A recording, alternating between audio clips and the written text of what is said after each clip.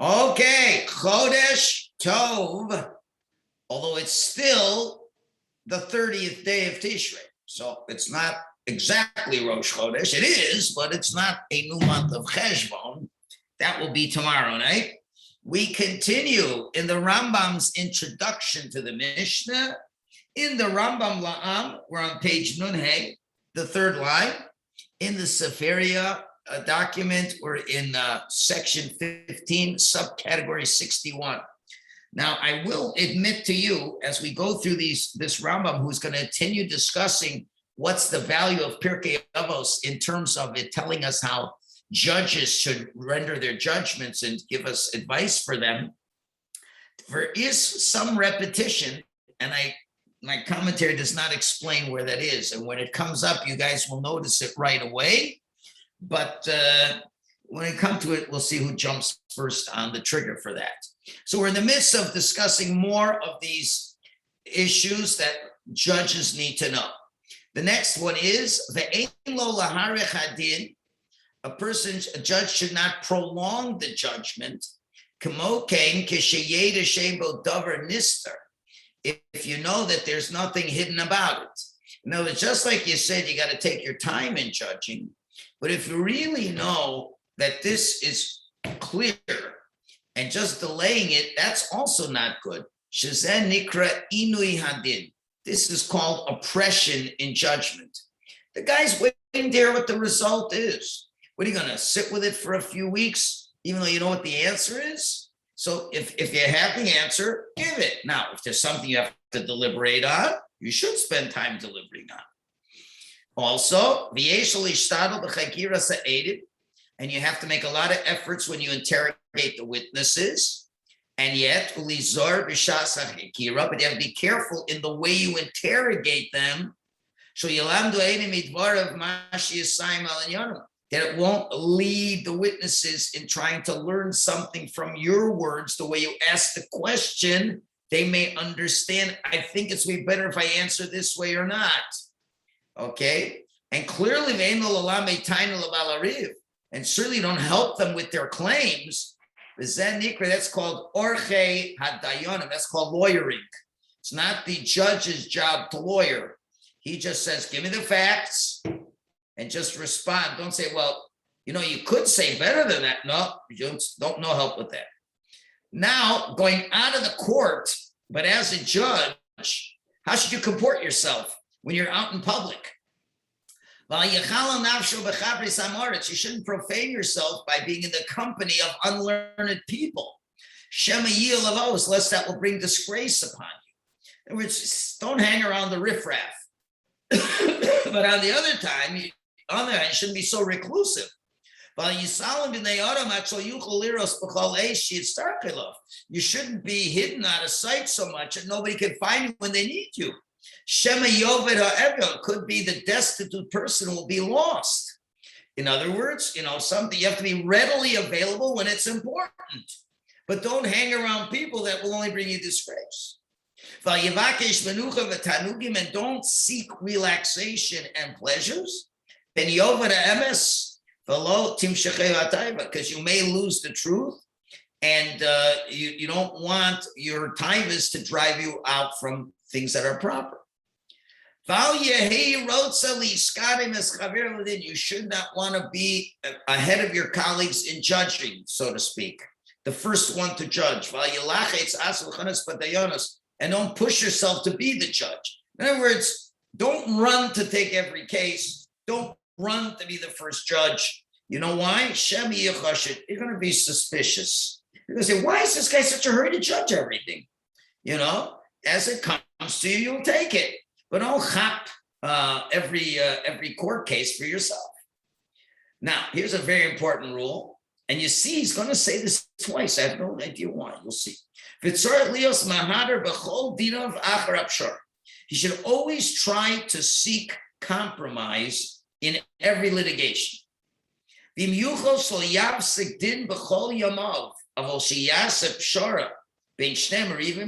he is able to never, ever render a legal decision to say, you're right and you're wrong, but rather to always have a compromise, Hine matov umanoim. Couldn't be better than that. But if you're not able to bring any kind of compromise, then obviously then you have to make the verdict one side another. In other words, the judge, when the case starts, the two litigants come. The judge says right away, would you like to make a pshar? Can we start from the basis of making a compromise? I really would like to do it that way. One guy says, you owe me $100,000. The guy says, I don't owe you anything. And now you have to take on the case and hear what they say. So the first thing you want to ask is, okay, you guys want to make some kind of compromise? Instead of saying, no, we want to go one way or the other. Either he's paying me the $100,000 or you're not paying the $100,000. That's always important. Why? Because there's usually, in all cases, there's a great likelihood that there's misunderstanding and everybody thinks for sure it's their way and it's not the other way. And a compromise is always the best way. And a judge should always try to go in that way. Even because you don't want, the worst thing is that if somebody walks out of court a loser, because, it's bound to cause problems. Now, of course, everyone wants to win. But at the end of the day, when you come up with a compromise, nobody's thrilled, but nobody is a loser either. And that's a very important, because the point is you want to walk out and show them. Now, this, of course, you're going to ask the following question, Mark. You're going to say, yes, is that not abrogating justice? I mean, isn't there a possibility that the guy really knows everything?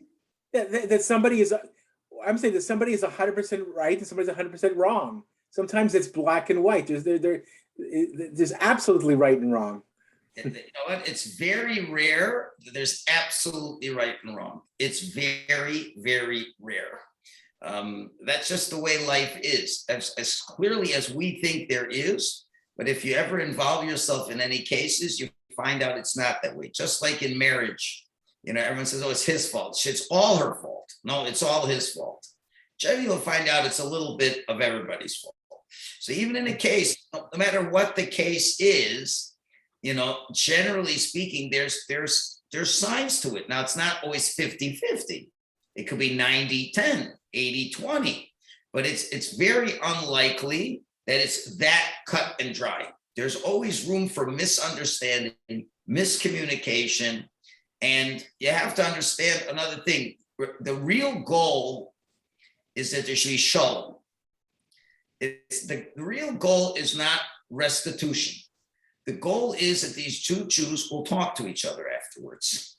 That's it's not about winning. It's not about losing.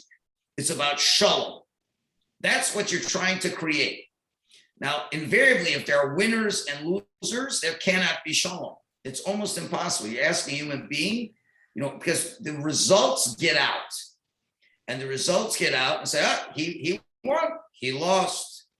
Not good, especially for shidduchim. All this stuff is not a good thing. If you say we compromised, everybody comes out a winner, and that's, people have to live with each other. And there's another interesting point. You can say, well, maybe I lost a little bit of money. So there's two answers to that question. Number one, it's worth it for the price of shalom. How much money would you pay to have shalom in the world? Right? They give a prize. I think it's called the Nobel Peace Prize, and they give somebody money for it because he's doing something to make peace. Okay, their judgment is pretty bad, but on the other hand, there's another inyan, and there's an inyan that we always say in dinim is the manifestation of rectifying mistakes of previous gilgulim. We know, for example, a lot of times people steal from other people and cheat other people, and when they leave this world, things did not get reconciled. Things do not always get reconciled. So what happens when you go up to Shemayim, if the guy owes another guy $10,000, he can't get into Olam Haba. There's nothing you can do about it. He's got to pay it back. How's he going to pay it back? Answer is, we have to have some kind of gilgulim of some fashion. And it could be years later where the two people come back to planet Earth as two different people. And this time, the guy who cheated him out of $10,000 in the court had to make a compromise And in the compromise, instead of winning the whole thing, he compromised and lost $10,000. And that's how things got balanced out and the scores get settled. So that's what we have to realize, as opposed to secular law. And even secular law, you can throw it out the window. There's no honesty at all to secular law anymore. It's just garbage. But there used to be a time, maybe. But it's not about who's the winner, who's the loser. It's cosmic ideas.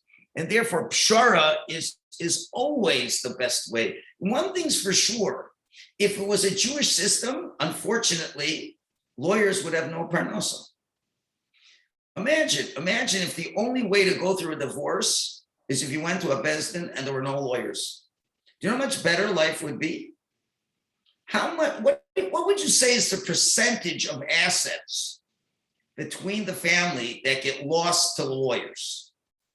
Would I be so wrong in saying maybe even up to a third of the assets? Of these real litigious cases,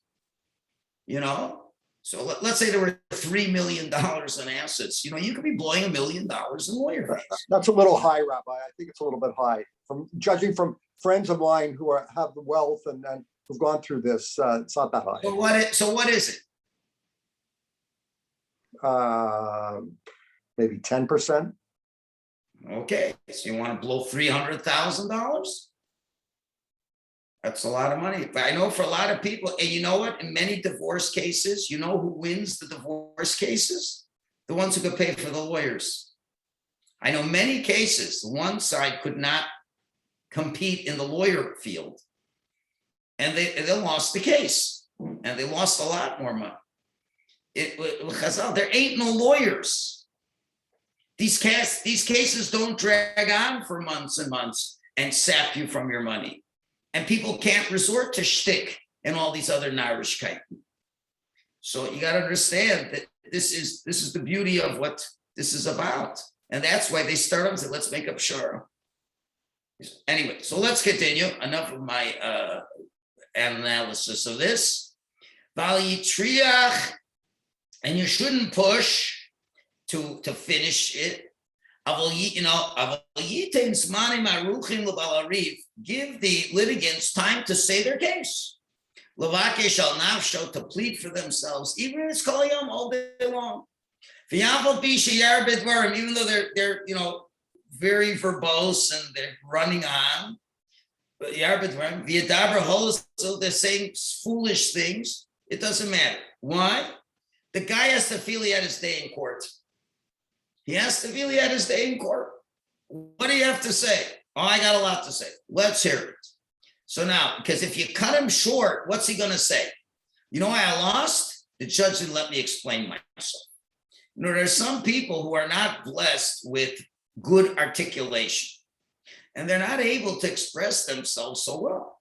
Now, some people can get right to the point and say the idea in 15 minutes, and the whole thing is clear. Other people got to ramble on and say, well, it really started 30 years ago when I first did business with this guy, whatever. Now, of course, you can't let him, what's the word thing about what you do when you delay filibuster? You can't have a filibuster where the guy speaks for 7 weeks, but let him have his time in court because it's worthwhile. Again, even though this guy's, when's he going to finish? But this way he feels he's been heard and he feels he's been given a reasonable opportunity. Okay, now the ini efshar zeh lefi mashir mitanoso yigzudimina.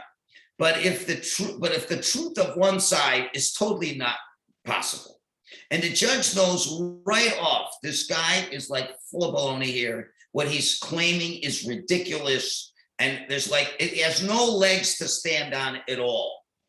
Then say, I'm not going to waste my time with this, guys. This is a sham. And you can render the right away.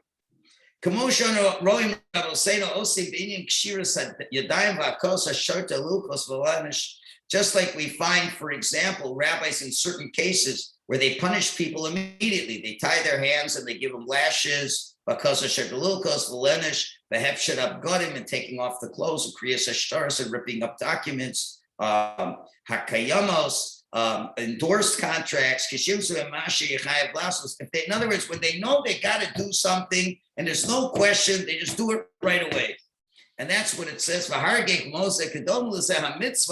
we say this is really part of the commandment. There is a mitzvah to do this. As it says in Gemara Saturday, let the judgment pierce the mountain. In other words, what the RAMBAM is saying is you got to be flexible, where you see there's nothing to waste our time with over here, and it's clear and cut, because you do have people who like to be very litigious, and they make a habit out of being litigious. And if you know this is one of these guys who says, right, he said, listen, there's nothing to talk about. This is the right, this and then finish. But if it's a guy that really just has trouble getting his words across and he has what to say, and you think the guy does have to say, but he's doing a poor job of getting it across, you got to give him time. So you have to balance when to give a lot of time, when to not give a lot of time. And particularly, Rabbi, which is what I was going to say earlier, if they think they're just going to get 50% of whatever they ask for, then you have to be wary of yes, why they're there.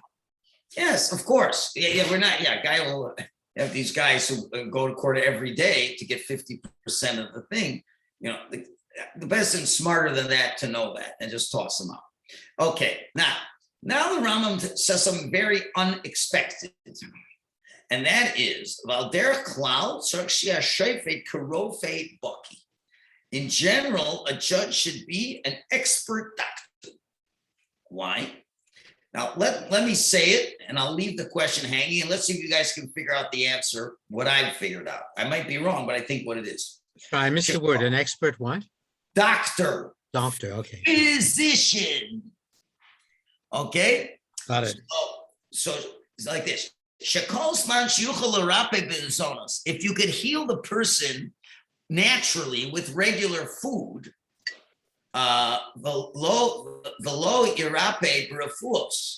then you should not heal with medications. Let's say you can give them natural foods, will heal it. But if the sickness is strong, and you can't heal them with food, you give them light medications. That are more close to natural food. We know a lot of medicines are, products of herbs and things like that. So you try to find a medication that is closer to a natural food. Going on mashkim, like certain drinks, and certain preserves, hamuvusamos, vamusokonos, that are spiced and that are sweet. Then, what if he sees a really strong sickness? And none of these things help. And they don't stop the sickness, and then you got to do strong medications. You have to give them diuretics, sakmonia. Okay, that's a type of a strong spice that is a diuretic. It's like the very bitter and difficult medications to take. So I'm trying to figure out, why would he have to be a doctor for this? Anybody got any answers to this? Rabbi, I think that there's a possibility here that the situation is, as a physician, he was explaining, you want to take the gentlest way out, and in justice, what he's saying here is, if this is maybe it's his first offense, maybe he didn't mean it, maybe he was a simple person. Okay, you can give, you don't have to throw the book at him. You can be lenient with him. You can give him some natural consequences to what he's doing. But if this is a hardened criminal, and this is a guy who's been in the courtroom a lot of times, then, the physician, if he's really got something serious, he needs chemotherapy, he needs this, he needs that, radiotherapy. Okay, so here's a guy you need to throw the book at, that you need to be serious with. You need to be that physician to know how serious or severe the treatment needs to be for the defendant. Okay, that's a very nice interpretation. The RAMBAM La'am disagrees with it for sure, because the RAMBAM La'am says mumcha b'chachmas harafua la'alacha l'maisa. He says it has to really be an expert doctor. So I'm not saying your pshat is wrong, and it's a nice added pshat, but it's not the partial pshat. but it's a good shot. But what would you say the push-up shot would be? So I was thinking one of two things. Remember, one of the things that judges have to rule on is, let's say a guy hits a guy, hurts a guy, there's 5 things he has to pay for, and one is refuah. So guess what? The victim would say, okay, I want you to fly me to a specialist in so-and-so country. It's going to cost $3 million, and that's the best way to do it. Ram says, let's see what we really have to do here. Really, I think all you need is a few good square meals, and you're going to be fine. So I find the guilty party a week's worth of meals. Okay, now if we see that doesn't work, in other words, I think part of how can the judge determine what the medical expenses are unless he's a doctor? Again, you understand what we've done over here? Next case. We've now gotten rid of divorce and all the money you lose in divorce. What's the next one of the most very involved legal things? Accidents. Medical malpractice, malpractice, I guess. The accident. What about just, what do you call it? Injuries. Personal injury. Slip and Personal fall. injury law. Personal injury. Now, this is for sure, and don't tell me otherwise. When I was very young, I just want to tell you a story. I was, I think, 18 years old at the time. I was involved in a minor accident. I thought I wasn't at fault, whatever, we go to court or whatever. So it was really a minor thing. So, but my parents, they wanted to stick up for me, and they got a lawyer and this and that. And even though we lost the court, but we still, and this is way before no fault insurance, you still were able to get money out of people. Anyway, I remember, I'll never forget the lawyer's name, one of these lawyers. And this is going, like, I'm telling you, it's like 45 years ago, right? And we were awarded $3,000, a lot of money in those days. And I remember it clear as day. $3,000, the lawyer comes in and hands us $1,000. And I turned to my parents, what's this? So my parents says, don't you know the rule? A third goes to the doctor, a third goes to the lawyer, a third goes to the patient. That was the rule. And I don't know if it's changed since. In other words, you have to have a doctor who'll say that you got a certain injury from it, and the lawyer has to get his money, and you get something as well. Okay, and you know what happens? Everyone's auto insurance goes through the roof because you got to pay for all that. Yeah. Now, if the judge is an expert doctor, so then you don't have to pay the doctor's analysis fees. The Beis Din says, you know what? This injury requires this. And that's how much you got to pay. You don't have to have phony doctors, this and fighting with you really or not, insurance claims, this and that. So the Beis Din, it doesn't make sense that he should be an expert doctor, because then he knows exactly what the expense should be. And they're going to say, and we don't have to start with the most, and the RAMBAM is being a real good doctor knows, let's say the guy wants the most expensive treatment. He says, that's not necessarily the best for you. Might be the cheapest treatment, might be the best one for you. So that's why he has to be able to render that. I think that's a good shot too. Can I try something as well? You know how we say the number of lashes that someone gets is based on their own medical well-being. So maybe psychologically, he needs to know how much punishment they can take. Not necessarily physical punishment, but emotional punishment from the verdict. Yeah, but that's true, but that's not what the RAMBAM is saying. I know, just another suggestion. I hear the RAMBAM's answer. No, it could be they need to be a doctor for that too, because they have to analyze how much he could take. And it's a point well taken. Why the RAMBAM doesn't mention that, and maybe he's just giving you one example, but like it's very easy. He's very particular in terms of health and in terms of specifically healing a damage, a sick person. So, but you're right. I guess it'd have to be doctors to be able to answer that as well. So that's totally correct. Okay, so where am I now? Okay, we're over here. Now, Kana Shoifet, here's the repetition here. A judge should make efforts to make compromise. Why is he repeating it? It could be because he's going to lead this into a different nuance. If he made a yochel, if he can't get a compromise, so I think what he's saying is, don't say, well, no compromise, so we're going to the other extreme. You don't want to compromise? Okay, now we're going to be tough, this and that. So I think he's saying there's an in-between road. He said, if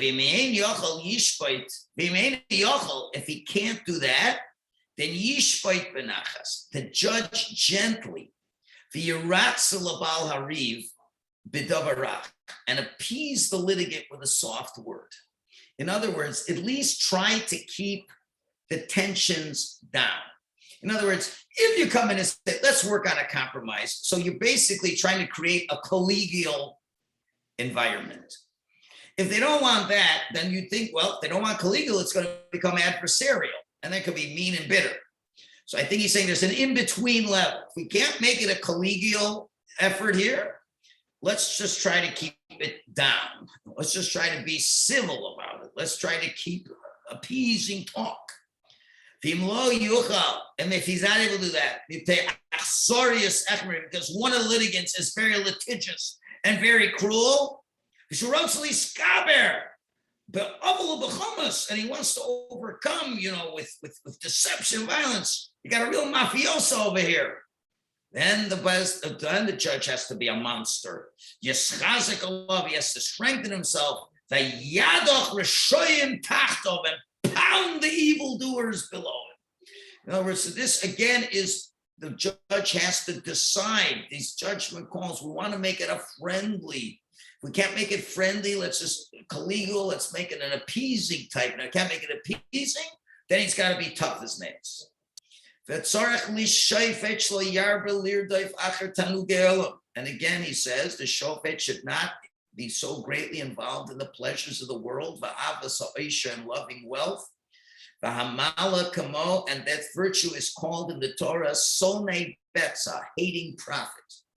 And the Rabbi said, Melech b'mishpat yamid oretz, a king with justice establishes the world.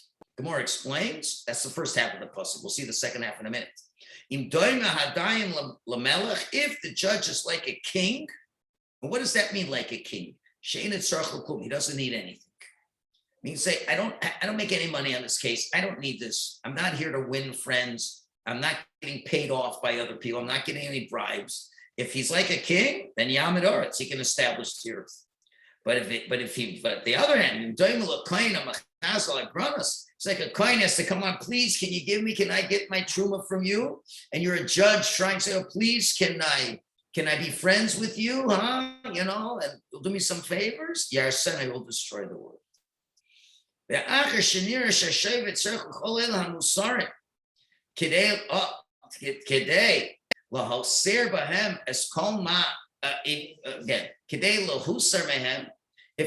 a judge is able, and it's apparent that the judge needs all this musar to remove all these things from him, so therefore, it makes a lot of sense that Maseches Avos comes after Maseches Sanhedrin.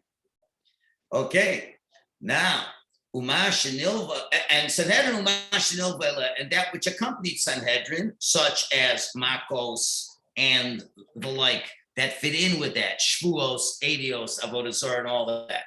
Okay, and now we add other things that will bring him to be separated from the world, and brings to separate himself from honor and all these things, and rather brings him to fearing Hashem. Okay, and therefore, now let's just finish it up. One more paragraph, and we'll finish up Nezikin. So that's the end of Avos. Still one more Masechta though. What Masechta do we leave out? One we're not going to remember.